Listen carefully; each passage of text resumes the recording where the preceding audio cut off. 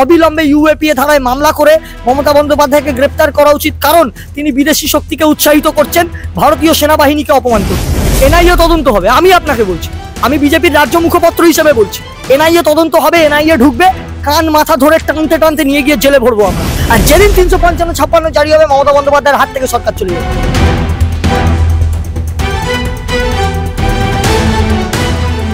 অরিজিৎ, আপনাকে মাধ্যমে স্বাগত। দাদা, আমাদের রাজ্যের এমন পরিস্থিতি তৈরি হয়ে গেছে যে হিন্দুদের নিজের রাজ্যে উদ্বাস্তু হতে হচ্ছে, কিভাবে দেখছেন বিষয়টা? দেখুন, আমরা প্রথমেই বলবো, সবার আগে মুখ্যমন্ত্রী তথা পুলিশ মন্ত্রী মমতা বন্দ্যোপাধ্যায়ের 24 ঘন্টার মধ্যে পদত্যাগ করে কেন্দ্রীয় সরকারের হাতে এই বাংলার রাশ তুলে দেওয়া উচিত। কারণ মমতা বন্দ্যোপাধ্যায় শুধু মুখ্যমন্ত্রী নন, বাংলার পুলিশ মন্ত্রীও মমতা বন্দ্যোপাধ্যায় খোদ নিজে, এবং তিনি নিজেই দেখছেন যে তার পুলিশ শাটারের তলায় লুকোচ্ছে, মার খাচ্ছে।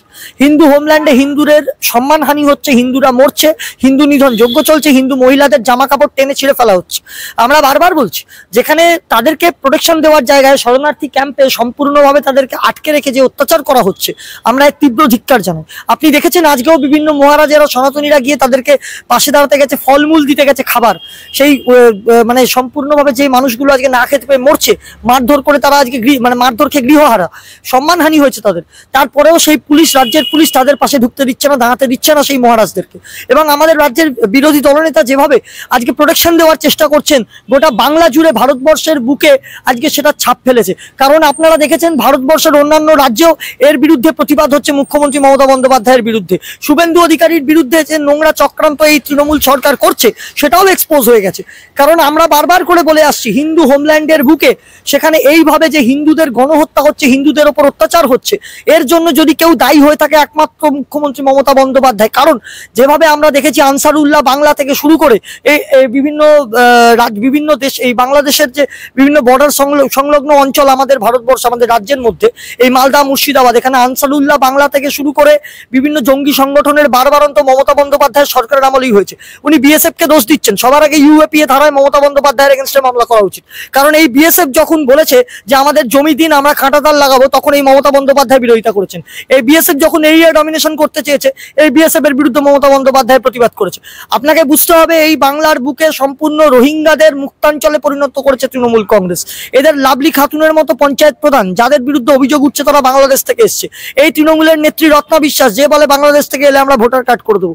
সুতরাং এই বাংলায় যে নারকীয় হত্যাকাণ্ড চলছে, এটা কোনো দাঙ্গা নয়, এটা সম্পূর্ণভাবে হিন্দু গণহত্যা চলছে।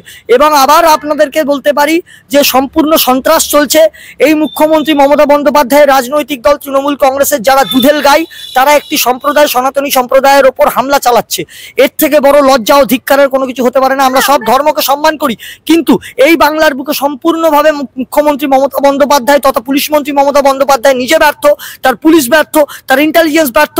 অবিলম্বে রাজ্যে 355 থেকে 356 জারি করা উচিত। আমরা দেখছি ওখানকার যারা আক্রান্ত যে হিন্দুরা, তারাই বলছে, একেবারে তাদের একাংশ দাবি করছে যে বিএসএফ ক্যাম্প করতে হবে। একদমই, আমরা তো বলছি বিএসএফ এর ওপর একমাত্র তাদের ভরসা রয়েছে, রাজ্যের মানুষের ভরসা রয়েছে, কেন্দ্রীয় সরকারের উপর ভরসা রয়েছে। কিন্তু এই বাংলার মুখ্যমন্ত্রী তথা তৃণমূল কংগ্রেস শাসক দলের উপর কোনো ভরসা নেই।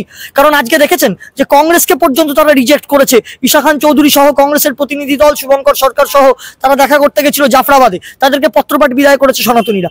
আমরা আবার বলছি, এই বাংলার বুকে সনাতনীদের হত্যার চক্রান্ত তৃণমূল কংগ্রেসের নেতা নেত্রীরা যদি না করে থাকেন, তাহলে মুখ্যমন্ত্রী তাদের বিরুদ্ধে ব্যবস্থা নিচ্ছেন না কেন? আর বারবার করে ইন্টারনেট অফ করে দিচ্ছেন। আজকে যে কোনো বর্ডার সংলগ্ন যে জেলাগুলো আপনি জানেন, দক্ষিণ 24 পরগনা থেকে শুরু করে, মালদা থেকে শুরু করে, মুর্শিদাবাদ থেকে শুরু করে, উত্তর 24 পরগনা, বিভিন্ন জায়গায় আজকে যেভাবে একটি সম্প্রদায়ের ওপর আক্রমণ চলছে শুধুমাত্র সনাতনীদের ওপর, এটা কি মমতা বন্দ্যোপাধ্যায় জানেন না? তিনি জেনে শুনে চুপ করে বসে আছেন, স্কাইওয়াক উদ্বোধন করছেন, কারণ তিনি হয়তো ব্যাপারটাকে এনজয় করছেন। এটা আমি বলছি না, মানুষ বলছে। কারণ দেখুন, বিগত দিনের যতগুলো ঘটনা আপনাকে বুঝতে হবে, এই বাংলার বুকে একের পর এক খাগড়াগড় কাণ্ড থেকে শুরু করে যত কাণ্ড, একের পর এক জঙ্গি সংগঠনের যে বারবারন্ত, স্লিপার সেলের বারবারন্ত, এই বাংলার পুলিশ কি করছে আমাদের একটাই প্রশ্ন। এতদিন ধরে ডিজি রাজীব কুমার এত বড় বড় কথা বলেছেন, কিন্তু পুলিশের আর অ্যাক্টিভিটি দেখা যাচ্ছে না যে জঙ্গিদেরকে গ্রেফতার করতে হবে। স্লিপার সেল লুকিয়ে আছে, সেখানে ডিআইজি, ডিজি এরা কি করছে? এসপি, ডিএসপিরা, এসডিপি ওরা কি করছে?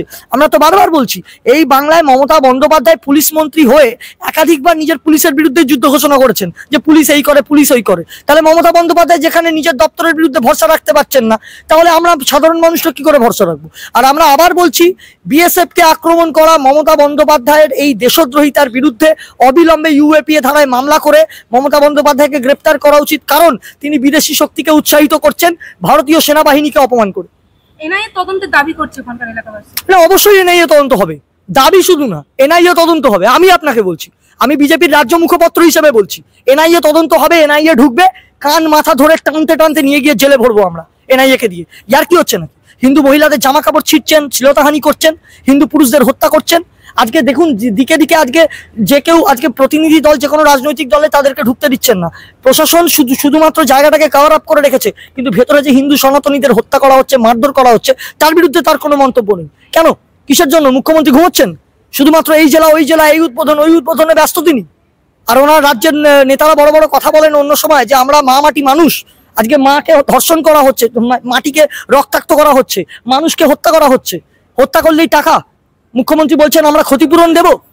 এই বাংলায় কি হত্যাশ্রী পুরস্কার দেওয়া হবে? আমরা বারবার বলছি, প্রশ্ন তুলছি, এই বাংলায় রূপশ্রী কন্যাশ্রী যেমন দেওয়া হচ্ছে, এই বাংলায় কি হত্যাশ্রী প্রকল্প চালু করা হয়েছে?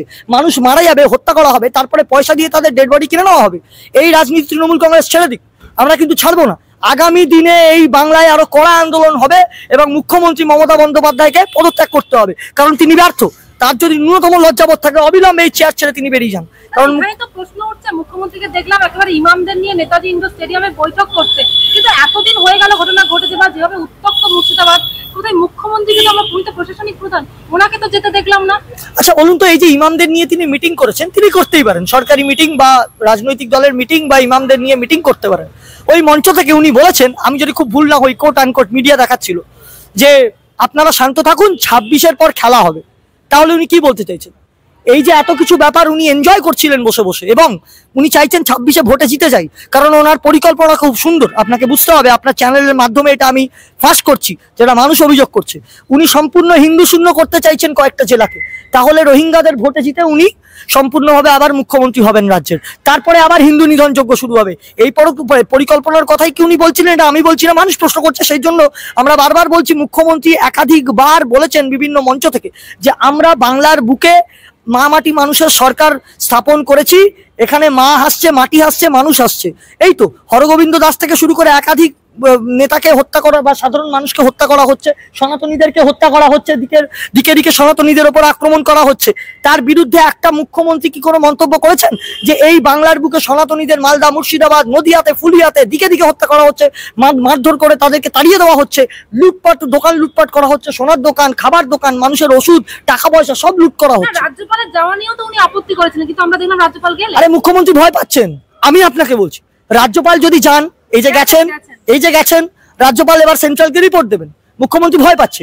এনসিডব্লিউ ঢুকেছে, মুখ্যমন্ত্রী ভয় পাচ্ছে। বিএসএফ ঢুকেছে, মুখ্যমন্ত্রী ভয় পাচ্ছে। কারণ এই রিপোর্টের ভিত্তিতে আগামী দিনে যে কোনো সময় 355-56 জারি হতে পারে, আর যেদিন 355-56 জারি হবে, মমতা বন্দ্যোপাধ্যায়ের হাত থেকে সরকার চলে যাবে। আমি আপনাকে বলছি দায়িত্ব নিয়ে, মমতা বন্দ্যোপাধ্যায় বুঝতে পারছেন যে শেষের সেদিন বড়ই ভয়ঙ্কর। রাজনৈতিকভাবে গণতান্ত্রিক পদ্ধতিতে আমরা মমতা বন্দ্যোপাধ্যায়ের সরকারের বিদায় ঘটাবো, এবং আগামী দিনে মমতা বন্দ্যোপাধ্যায়ের দলের নেতাদেরকে বারবার বলছি, সমঝোতা করতে বলছি না, কিন্তু সংযত হন। আপনারা শান্ত থাকুন, বেশি লাফালাফি করবেন না। এরপরে এনআইএ ঢুকবে, ইডি ঢুকবে, সিবিআই ঢুকবে, আপনাদের এই চাকরি দুর্নীতি থেকে শুরু করে। আপনি বলুন তো, আজকে একজন শিক্ষিত বেকার রাস্তায় বসে, হাজার হাজার শিক্ষিত বেকার, সেখানে একজন আত্মহত্যা করেছে, আপনারা দেখেছেন, হয়তো মিডিয়া দেখিয়েছে। আমি বারবার বলছি যে এই বাংলায় সম্পূর্ণভাবে সমাজ ব্যবস্থা ভেঙে পড়েছে, শিক্ষা দুর্নীতি থেকে শুরু করে, শিল্প থেকে শুরু করে সবকিছু শূন্য, এবং বর্তমানে গণহত্যা চলছে সম্পূর্ণভাবে। এটা কোনো দাঙ্গা নয়, একটি সম্প্রদায়কে হত্যা করা হচ্ছে, মারধর করা হচ্ছে। মুখ্যমন্ত্রী মমতা বন্দ্যোপাধ্যায়ের এর বিরুদ্ধে কোনো কথা বেরোয় না, কারণ তিনি সম্পূর্ণভাবে একটি সম্প্রদায়ের মুখ্যমন্ত্রী হিসেবে নিজেকে মনে করছেন। আমি সেটাই বলতে চাইছি, মুখ্যমন্ত্রী যদি সবার হন, শাসক দলের সর্বোচ্চ নেত্রী, তিনি কিন্তু বলেছেন যে আপনি এর আগেও দেখেছেন যে পার্ক স্ট্রিট ধর্ষণ কাণ্ডকে কিভাবে ছোট ঘটনা বলা হয়েছে। কে বলেছে? আপনি এর আগেও দেখেছেন যে গরু দুধ দেয় তার লাঠি খেতেও আমরা রাজি। সেই দুধের গাইদের লাঠি খেয়ে কোন শাসক দলের নেতা নেত্রীরা এই হিন্দু নিধন যজ্ঞকে সহায়তা করছে, এটাই আমাদের প্রশ্ন। কিন্তু এইভাবে চলতে পারে না। রাজ্যপাল গেছে, আপনারা দেখেছেন কিভাবে দিকে দিকে দিকে সনাতনীদের চোখের জল পড়ছে, রক্তে ভিজে গেছে মাটি। আমরা এক্স্যাক্টলি বলছি, এই মা বোনের সম্মান ইজ্জত নিয়ে যারা খেলা করছে তার জন্য যদি কেউ দায়ী হয়ে থাকে খোদ মমতা বন্দ্যোপাধ্যায় নিজে। কারণ মমতা বন্দ্যোপাধ্যায় পুলিশ মন্ত্রী এবং মমতা বন্দ্যোপাধ্যায়ের আন্ডারে সিআইডি, মমতা বন্দ্যোপাধ্যায়ের আন্ডারে পুলিশ, এসপি, এসডিপিও, ডিএসপি প্রত্যেক মমতা বন্দ্যোপাধ্যায়ের আন্ডারে কাজ করেন। এবং এটা ধরে নিতে হবে যে মমতা বন্দ্যোপাধ্যায়ের ইশারা ছাড়া তাদের কোনো কিছু করার ক্ষমতা নেই বলেই আজকে তারা সম্পূর্ণভাবে ব্যর্থ। অবিলম্বে মমতা বন্দ্যোপাধ্যায়ের পদত্যাগ এবং কেন্দ্রীয় সরকারের কাছে যে রিপোর্ট গেছে, মমতা বন্দ্যোপাধ্যায় 355 বা 56 ভয় পাচ্ছেন, কারণ তার বিদায় আসন্ন।